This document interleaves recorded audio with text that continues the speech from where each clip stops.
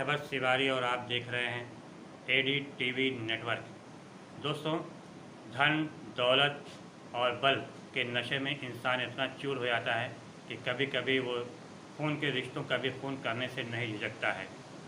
मौजूदा समय में कभी कभी गुस्सा भी लोगों पर इतना हावी हो जाता है कि वो इंसान उस गुस्से के नशे में धुत होकर खून के रिश्ते का खून कर देता है और हालांकि बाद में वो पछताता है, लेकिन बाद में सिर्फ यही कहावत चरितार्थ होती है कि जब चिड़िया चुग गई खेत तो पछतावा काहेगा।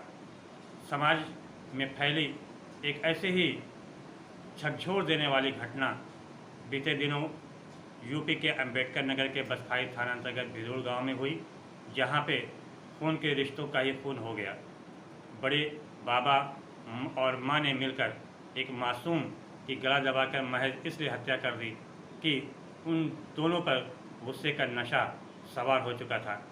बताया जाता है कि भिदोड़ गांव निवासी लल्लू की 13 वर्षीय पुत्री कुमकुम घर के बाहर खेल रही थी।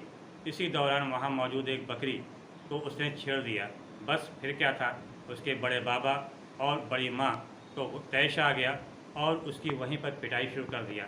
वह मासूम कुछ समझ भी नहीं सकी और ख़ुद को बचाने के लिए घर में घुस गई, लेकिन गुस्सा का नशा इस कदर बाबा और बड़ी माँ पर सवार था कि वो घर में भी घुस गए और घर में अकेली मौजूद कुमकुम की पिटाई करने के साथ ही गला दबाकर उसकी हत्या कर दिया।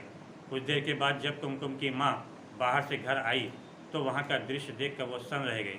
देखा कि उसकी मासूम बेटी ज़मीन पर पड़ी है, गले पर चोट का निशान है और प्राण पखेरु हो चुके हैं। चीख पुकार किया, आसपास के ग्रामीण मौके पर आ गए। कुछ देर बाद ही बसखाली पुलिस मौके पहुंची। उसने अपना काम तो निपटा दिया, शव का पंचनामा किया, पोस्टमार्टम के लिए भेज दिया और मृतका की मां की तहरीर पर 4 के विरुद्ध हत्या समेत विभिन्न धाराओं में केस भी दर्ज कर लिया। गिरफ्तारी भी हो जाएगी, सज़ा होगी या नहीं होगी कुछ पता नहीं, लेकिन समाज के चेहरे पे जो ये तमाचा पड़ा, वो तमाचे ने उसकी पोल खोल दिया जो मौजूदा समय में नारा दिया जाता है कि बेटी बचाओ बेटी पढ़ाओ। आखिर इस प्रकार की घटनाएं कब तक हमारे देश में होते रहेंगी? बेटी बचाओ बेटी पढ़ाओ का जो नारा तो दिया जा रहा है, लेकिन इसको ज़मीनी हकीकत देने के लिए हमारा समाज आगे नहीं बढ़ पा रहा है। आखिर समाज में फैली ये कुरीति कब दूर होगी, इस बारे में हम सभी को सोचना होगा।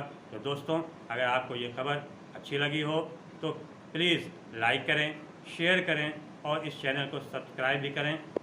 दोस्तों, सुरक्षित रहिए, सावधान रहिए, अपने बच्चों को सुरक्षित रखिए। धन्यवाद। जय हिंद, जय भारत।